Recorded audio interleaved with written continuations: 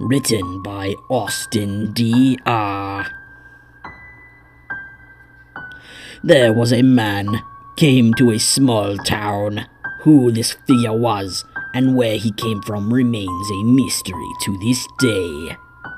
He was a pale man, maybe somewhere in his mid-60s. He had thin strands of hair bleached white.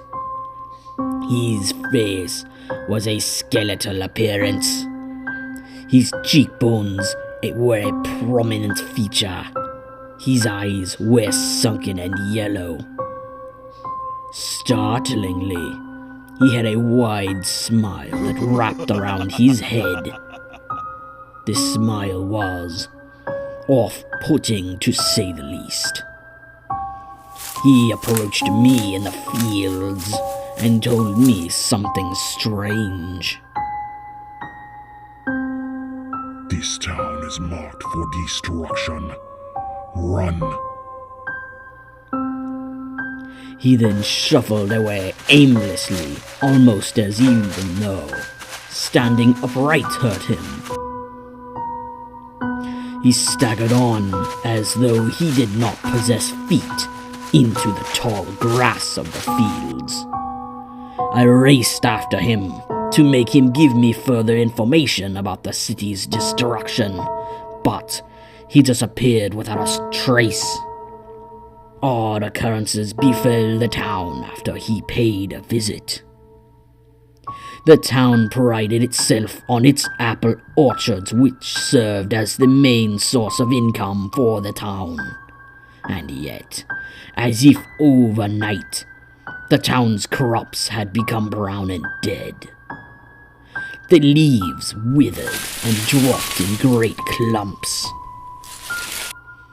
The ground beneath the trees cracked and was depleted of its nutrients.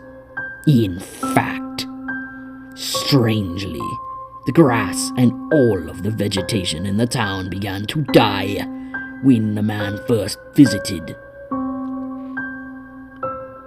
I remember when I talked with him, the grass died underneath his feet. The livestock grew sick and lowly and began to die. My worst memory was that of the cattle. The cows were emaciated from malnutrition, their rib cages visible. Some even struggled to walk in a straight line, only to fall over. Vultures became unwelcome pests and fed on the dying cattle.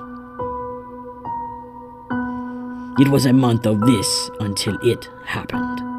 Some boys hoarded some fireworks that they got through underhanded means and lit them in celebration of the annual founding of the town. One spark was all that was needed. Within seconds, the fire spread through the grass, picking up fuel from engulfing the apple trees. The entire orchard was draped in flames. I was eating dinner alongside my mom, dad, and little sisters when I heard the blaring of the siren. That was when that man's warning replayed in my mind. I got my family out of the house and we got in the car. We found ourselves at a hotel in the town over. Word about the damage done was unsettling. Of the town, my family was the only one that managed to escape. There were roughly 200 citizens of the town, but all that could be found of them were their bodies. They were burned to a coal-black crisp, their teeth serving as the only identifying trait. Dozens of families were burned alive in their homes, as though they were blissfully unaware of what happened to them. The town, then, was remodeled into a mass cemetery dedicated to the lives lost